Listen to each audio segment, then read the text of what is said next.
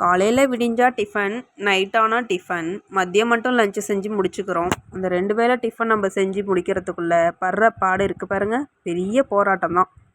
ஒரு நாள் தோசை, ஒரு நாள் இட்லி செஞ்சு தப்பிச்சுக்கிறோம். அதுக்கப்புறம் மறுநாள் அந்த தோசை இட்லி வந்துச்சுன்னா, என்ன இதே செஞ்சுக்கிட்டு இருக்க, வேறு எதுவும் செய்ய மாட்டியா அப்படின்றது.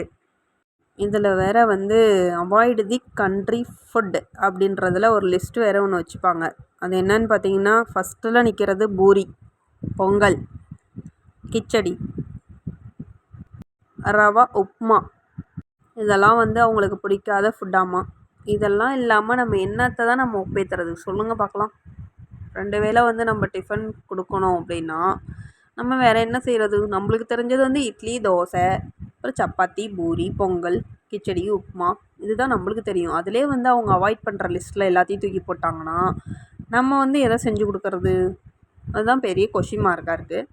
மண்டை குழம்பி என்ன செய்கிறதுன்னு சொல்லிட்டு இப்போ ரவா ரோஸ்ட் பண்ணிடலாம் அப்படின்னு சொல்லிட்டு செஞ்சிட்ருக்கேன். ரவா உப்புமா மட்டும் பிடிக்காதான், லிஸ்ட்டில் ஃபஸ்ட்டில் வச்சுருப்பாங்களாம்.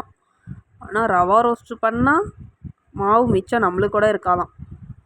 அதுதான் எப்படின்னு தெரிலங்க. இதில் ஒரு கால்குலேஷன் ஒன்று போட்டு பாருங்களேன். நம்ம ஒரு வருஷத்துக்கு 1095 வேளை நம்ம சாப்பிட்றோம். அதில் டிஃபன் மட்டுமே 730 வேளை நம்ம டிஃபன் தாங்க சாப்பிட்றோம். பேலன்ஸ் இருக்கிற 365 வேளை தான் நம்ம லஞ்சு சாப்பிட்றோம். இப்போ அதிகமாக நம்ம சாப்பிட்றது டிஃபன் தான்.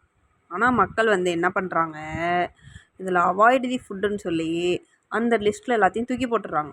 நம்ம மண்டை குழம்பி ஏதோ ஒன்று செஞ்சு கொடுக்க வேண்டியதாக இருக்குது. இது பெரிய சிக்கலாக இருக்குது எனக்கு. இது மாதிரி நீங்களும் மண்டை குழம்பி என்ன செய்கிறதுன்னு சொல்லி ஏதோ ஒன்று செஞ்சு கொடுத்துருக்கீங்களான்னு கமெண்டில் பண்ணுங்கள். இப்போ சட்னி அரைச்சி முடிச்சாச்சு. இப்போ ரோஸ்ட் ஊற்றி சாப்பிட வேண்டியதான். இன்றைய டிஃபனை நம்ம கம்ப்ளீட் பண்ணியாச்சு. நாளைக்கு என்ன டிஃபன்றதை நாளைக்கு வீடியோவில் நான் உங்கள் கூட ஷேர் பண்ணுறேன்.